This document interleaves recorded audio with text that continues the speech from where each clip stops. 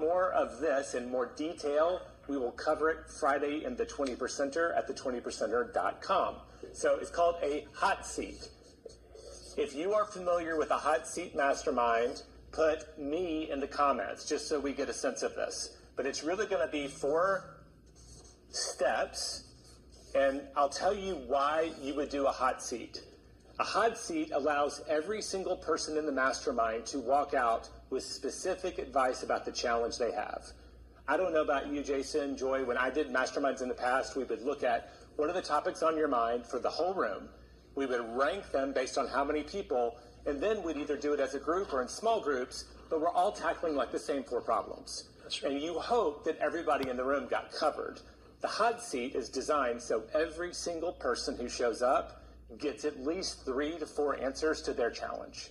So they walk out feeling like they've been seen and helped.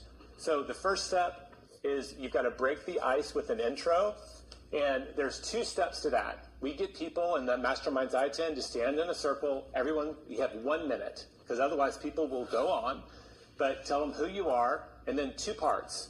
What are your superpowers, and what is the challenge you're looking to have us solve?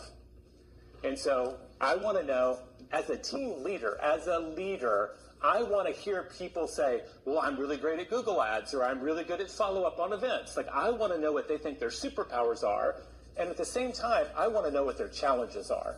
So I usually hit record on my phone when that's happening so that I can be present, but I know everybody in the room exactly what their challenges and superpowers are.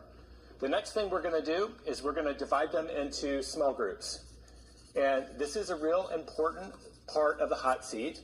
The groups have to be a group of 3 or a group of 4. So when you see how many attendees are there, you have to do a little bit of math. Divide it by 4, and you'll probably end up with everybody in groups of 4, or groups of 4 and 2 groups of 3. That's just the way the math works out.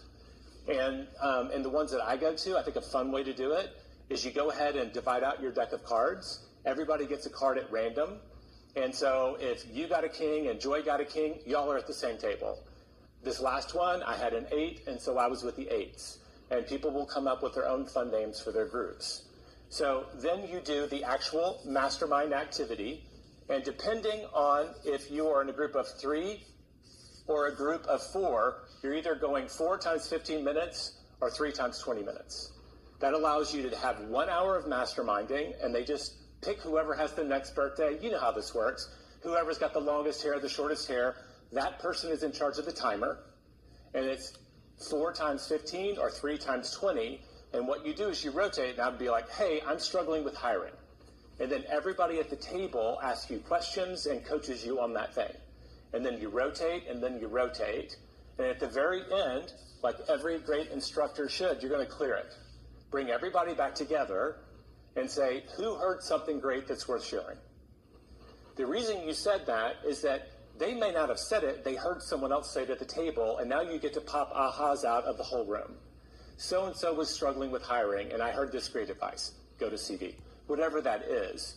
But it's a real simple process. In about an hour, no matter how many people are in the room, everybody will get individual coaching and help.